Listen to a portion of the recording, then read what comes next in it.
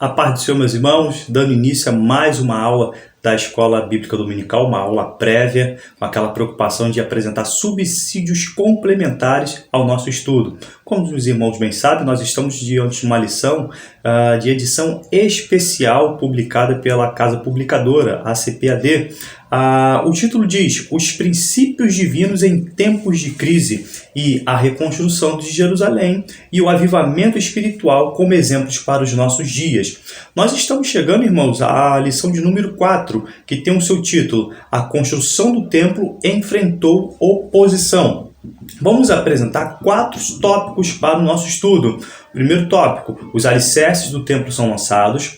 Segundo, os samaritanos opõem-se à construção do templo. Terceiro, como se explica a falta de resistência dos judeus. E o quarto tópico, a reação dos samaritanos quando os judeus cessaram a obra.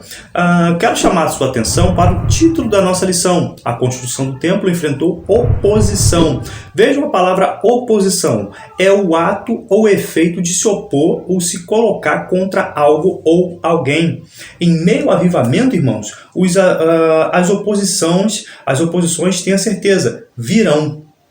Para que você acompanhe o nosso estudo dominical, a nossa referência se encontra na leitura bíblica em classe, Esdras capítulo 4, versículos 7 e 9, dos versículos 11 a 13 e dos versículos 15 e o 16, e também os versículos 21 até o versículo 24. Irmãos, é interessante. Quando você está estudando o livro de Esdras, tenha atenção nisso. Até o versículo 7, nós temos uma divisão no livro. Ou seja, do capítulo 1 ao capítulo 6, nós temos ali acontecimentos que se dão com Zorobabel e Josué, que é o sumo sacerdote. Mas depois do capítulo 7, entra em cenário o nome que dá título ao livro, o escriba Esdras. Ou seja, se passaram 60 anos. E nós temos que estar atentos sobre esta questão de datas. Então vejam, os acontecimentos são 60 anos de chegar-se no cenário o escriba Esdras. Esdras significa auxiliador. E é importante salientar o significado deste nome, porque para tamanha daquela obra, aquela obra volumosa, precisavam-se de auxiliadores para dar sequência àquela reestruturação de Jerusalém. Irmãos, é nesse interim de oposição que se formata, de que se cria o Salmo 125. Vejam o que diz o Salmo 125. Os que confiam no Senhor são como o monte Sião, que não se abalam, mas permanecem para sempre. Assim deve ser a postura do cristão quando as oposições, quando as críticas surgem de você realizar a obra do Senhor. Não pare, dê sequência. O texto áureo se encontra em Neemias capítulo 4, versículo 6, e ele diz assim: Assim edificamos o muro, e todo o muro se cerrou até a sua metade, porque o coração do povo se inclinava a trabalhar. Eu quero te chamar a atenção para essa palavra trabalhar. Trabalhar significa estar ocupado. O povo agora tinha entendido da necessidade da construção daquela cidade, e agora eles estavam ocupados. Assim também o crente tem que estar ocupado com as coisas do Senhor. E viram a nossa referência do texto áureo, que se encontra em Neemias? Neemias significa Deus é o meu deleite. A verdade prática, irmãos, vai dizer o seguinte: se confiarmos verdadeiramente em Deus, venceremos todas as resistências do maligno. Para que você também aproveite a leitura diária, eu tenho sugerido nesses conteúdos o seguinte: olha, para que você aproveite para fazer o seu devocional, o seu culto doméstico. Vejam só, está aparecendo agora aqui na tela a oração que vence a resistência. O trabalho que vence a resistência para terça-feira, na quarta, a vigilância que vence a resistência, na quinta, a bravura que vence a resistência, a precaução que vence a resistência, e no sábado, a união que vence a resistência. Faça o seu estudo, o seu devocional. Zorobabel, quem era Zorobabel? Era o líder político daquela ocasião. Juntamente com o povo, além de trabalhar arduamente na construção, tiveram que enfrentar inimigos externos e internos. Talvez, irmão, minha irmã, você esteja enfrentando algumas lutas, porém não desanime. Não olhe para os inimigos e não dê atenção às suas críticas, mas continue a olhar firmemente para Jesus Cristo e seja um vencedor. É esta verdade que eu tenho para lhe acrescentar. É isto que Deus quer para as nossas vidas. O povo, como eu já disse no início, se distraiu no início, ou seja, cuidando dos seus próprios negócios. Mas o povo foi despertado, o povo foi avivado. Nós já falamos na aula anterior que para um verdadeiro avivamento, o coração tem que estar voltado para as coisas espirituais e não materiais.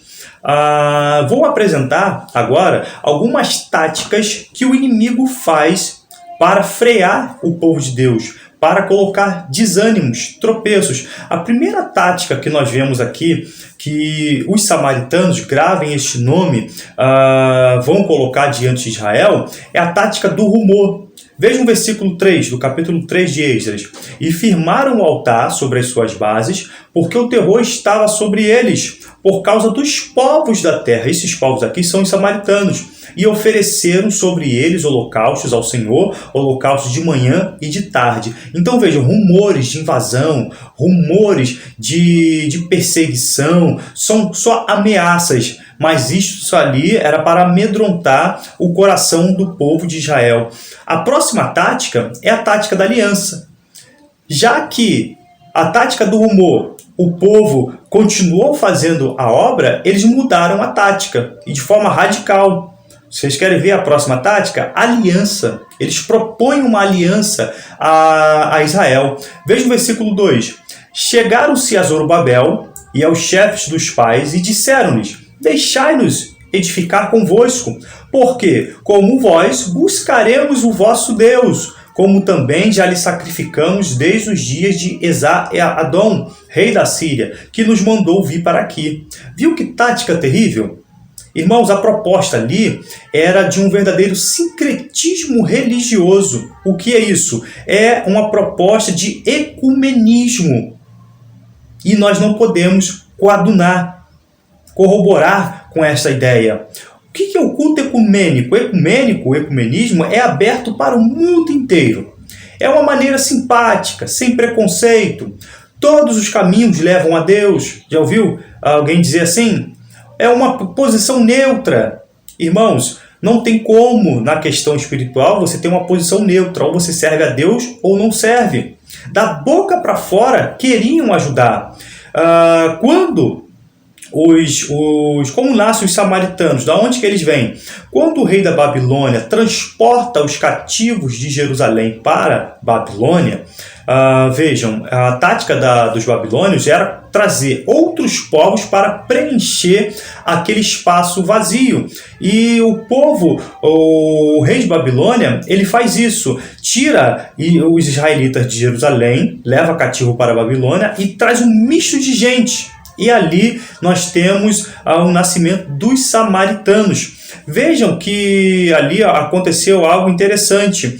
Eles, quando chegam ali em Jerusalém, leões ferozes vão atacar aqueles novos moradores. Eles entendem que o Deus daquela terra estava ali chateado, porque eles, no entendimento deles, Deus é um Deus territorialista. Então, cada pedaço de terra tem um Deus específico. Então, na cabeça deles. Então, eles pedem ao rei da Babilônia para que enviem sacerdotes para ensinar como cultuar aquele Deus. Observe que eles não estão se convertendo, mas eles continuam adorando seus deuses pagãos e acrescentam o Deus de Israel também na sua adoração. Mas os sacerdotes que vieram ali para ensinar a lei de Deus eram sacerdotes fajutos, sacerdotes que tinham dado início ao culto do bezerro. Então, só serviu mesmo para atrapalhar. A próxima tática do inimigo é a debilitação. Era uma postura de buscar enfraquecer o povo e mostrar forte inquietação. Veja o versículo 4. Todavia, o povo da terra debilitava as mãos do povo de Judá e inquietava-os no edificar. Era como se fosse uma pessoa chata, que não está trabalhando, mas só está somente atrapalhando aquele construtor. A próxima arma é uma das mais interessantes, irmãos, e nós precisamos estar atentos a esta arma. É a arma da política.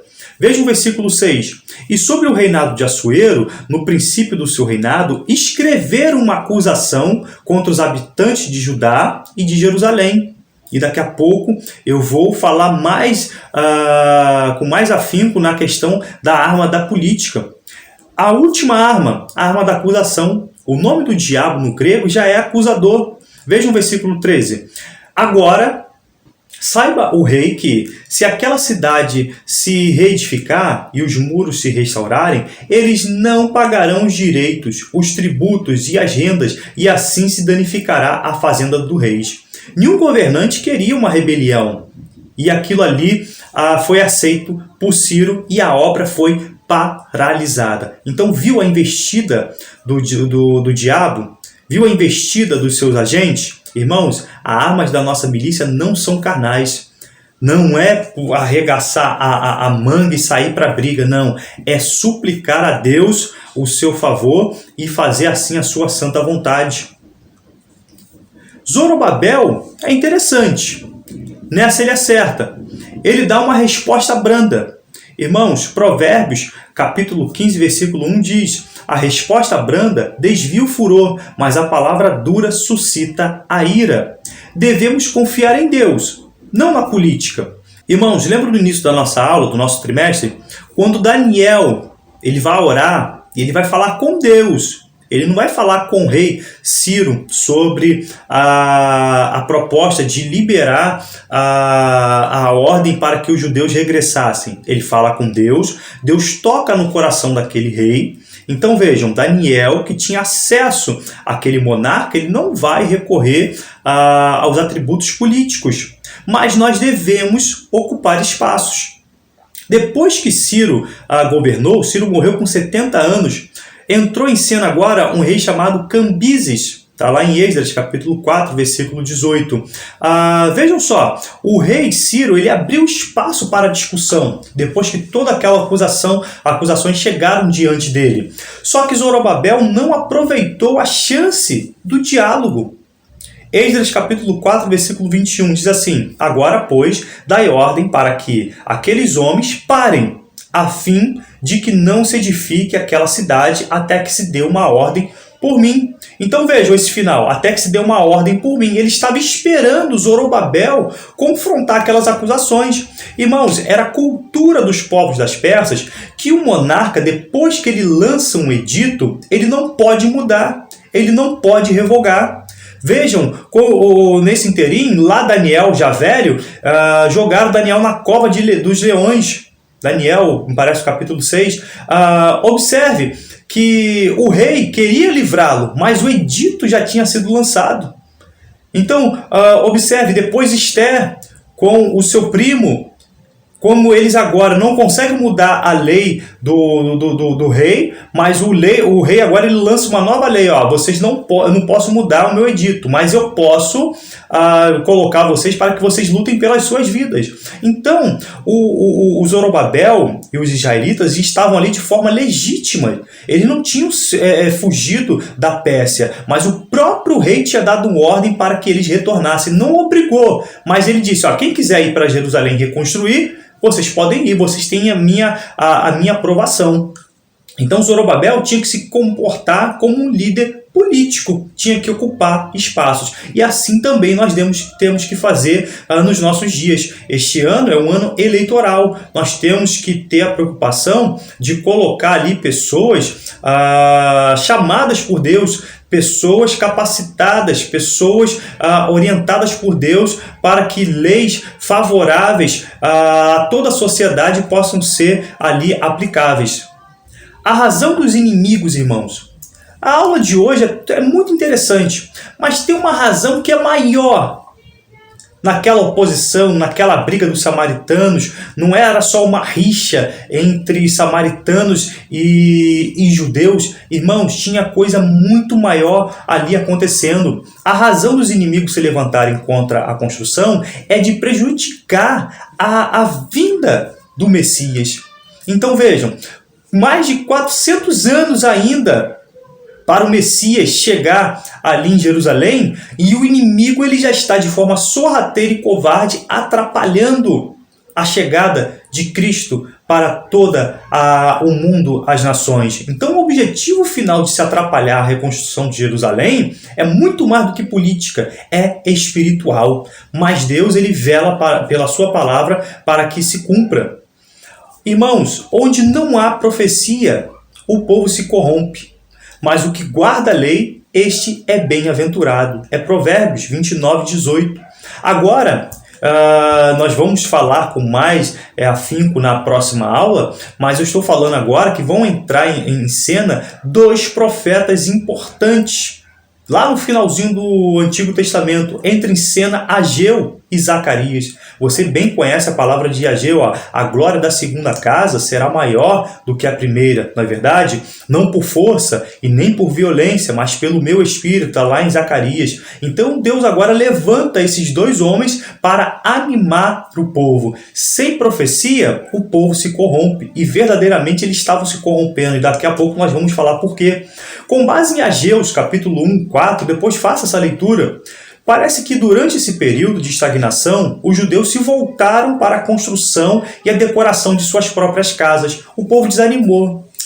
Tá difícil, tá tudo complicado, já voltamos para essa ruína, e ainda vem samaritanos prejudicar, então vamos parar então. Se é para parar, vamos parar com tudo. Deus, ele quer levantar homens valorosos. Deus quer avivar os nossos corações para continuarmos diante das dificuldades e oposições do inimigo. Estamos diante, irmãos, de uma lição madura, exemplar. O comentarista Eurico Bergsten, o finlandês,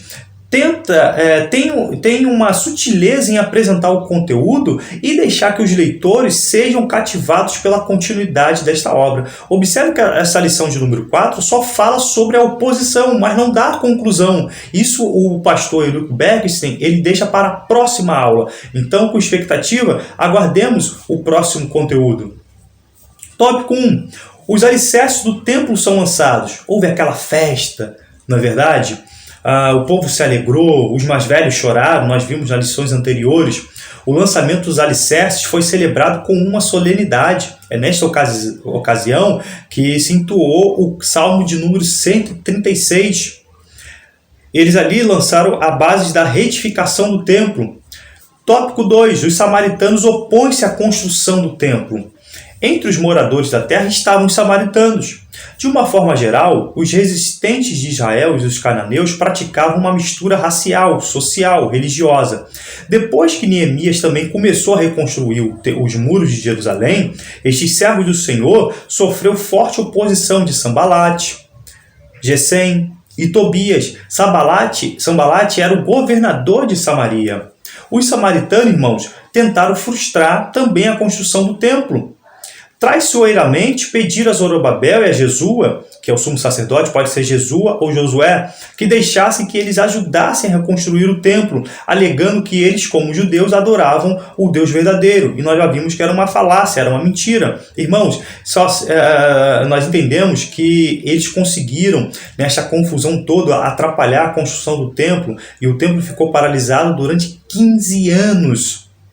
Tá? Foi nesta guerra terrível. 15 anos o templo ficou paralisado a sua construção. Tópico 3. Como se explica a falta de resistência dos judeus, irmãos? Irmãos, não é política, mas é espiritual. Os judeus deveriam ter ido ao rei da Pérsia para segurar a construção. E eles não fazem isso. Os judeus deveriam ter recorrido a Deus, assim como Daniel fez. E os relatos que nós temos na Bíblia, Moisés recorreu a Deus, Davi recorreu a Deus. Os muitos exemplos da ajuda de Deus no passado deveriam ter inspirado os líderes do povo à resistência a esta maldade dos inimigos dos judeus. E um outro motivo todo especial. O motivo da falta de resistência dos judeus era de ordem espiritual. Vejam, seu líder político, Zorobabel, até então tinha confiado na sua própria força. Depois abra sua Bíblia em Zacarias, capítulo 4, versículo 6. Quando as suas próprias forças se esgotaram, não teve mais condições de resistir, sentindo-se inteiramente desarmado diante do inimigo.